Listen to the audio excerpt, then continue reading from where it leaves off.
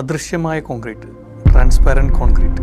ഈ കോൺക്രീറ്റിൽ വരുന്ന എല്ലാ പരീക്ഷണങ്ങളും എനിക്ക് പേഴ്സണലി വളരെ ഇഷ്ടമുള്ള കാര്യമാണ്. ഇതിൻ്റെ തന്നെ വേറൊരു പേരാണ് ലൈറ്റ് എമിറ്റിംഗ് കോൺക്രീറ്റ് അല്ലെങ്കിൽ ട്രാൻസ്ലൂസൻറ്റ് കോൺക്രീറ്റ് എന്നൊക്കെ പറയും. ഇത് ബേസിക്കലി ഈ ഒരു കോൺക്രീറ്റിൻ്റെ ഉള്ളിലൂടെ ലൈറ്റ് കടത്തിവിടാനുള്ള കപ്പാസിറ്റി ഉണ്ട് എന്നാണ് അർത്ഥം. നമ്മൾ ഒപ്റ്റിക്കൽ ഫൈബർ ഒരുപാട് കേട്ടിട്ടുണ്ടാവും. വളരെ വേഗത്തിൽ ലൈറ്റായാലും ഡാറ്റയിലും ട്രാൻസ്മിറ്റ് ചെയ്യാൻ പറ്റുന്ന ഒരു മീഡിയമാണ്. ഇത് തന്നെയാണ് കോൺക്രീറ്റിൽ ഉപയോഗിച്ചിട്ടുള്ളത്. ഇതിൻ്റെ ഗുണം ഒരു സൈഡിൽ നിന്ന് ലൈറ്റ് നമുക്ക് ഇതിൻ്റെ ഓപ്പോസിറ്റ് സൈഡിലോട്ട് ട്രാൻസ്മിറ്റ് ചെയ്യാൻ പറ്റും. അത് നാച്ചുറൽ ലൈറ്റ് ആവാം, ഇൻഡോർ ലൈറ്റ്സ് ആവാം, ഈവൻ കളേഴ്സ് വരാവാം. ഇത് വളരെ ഇൻട്രസ്റ്റിംഗ് ആയിട്ടുള്ള ഫീച്ചേഴ്സ് ആണ്. അതുകൊണ്ട് തന്നെ ആർക്കിടെക്ചറിൽ വളരെ സ്പെഷ്യൽ ആയിട്ടുള്ള സ്ഥലങ്ങളിൽ സൈഡ് വാക്സ് അല്ലെങ്കിൽ ഡെക്കോസ് ആയിട്ടൊക്കെ ഇത് യൂസ് ചെയ്യാം. ഇപ്പോൾ എക്സാമ്പിൾ പറയുകയാണെന്നുണ്ടെങ്കിൽ അബുദാബിയിലത്തെ അൽ അസീസ് മോസ്ക്, പിന്നെ അതുപോലെ തന്നെ ഹംഗറിയിലെ വളരെ പോപ്പുലർ ആയിട്ടുള്ള ഒരു ലാൻഡ് മാർക്കാണ് യൂറോപ്യൻ ഗേറ്റ്. അവിടെയും ഇതിൻ്റെ ഒരു സ്ട്രക്ചർ സ്ഥാപിച്ചിട്ടുണ്ട്. വളരെ ബ്യൂട്ടിഫുൾ ആയിട്ടുള്ള സ്ട്രക്ചറാണ്. ആളുകൾ അതിൻ്റെ മുന്നിൽ നിന്ന് ഫോട്ടോ എടുക്കണമൊക്കെ കാണാം. അപ്പോൾ ഇതൊരു പ്രാക്ടിക്കൽ ആസ്പെക്ട്സ് എന്ന് പറഞ്ഞു കഴിഞ്ഞാൽ ഇത് ഡെക്കറേറ്റീവ് പർപ്പസിനാണ് അധികം യൂസ് ചെയ്യുക. പക്ഷെ നമുക്കിത് എഞ്ചിനീയേഴ്സിനിടയിൽ സ്ഥിരമായുള്ള കോൺക്രീറ്റിൽ നിന്ന് മാറിയിട്ട് ഇത്തരത്തിലുള്ള കോൺക്രീറ്റ് ലൈറ്റ് എമിറ്റ് ചെയ്ത് കാണുമ്പോഴൊക്കെ ഒരു അത്ഭുതം തന്നെയാണ്.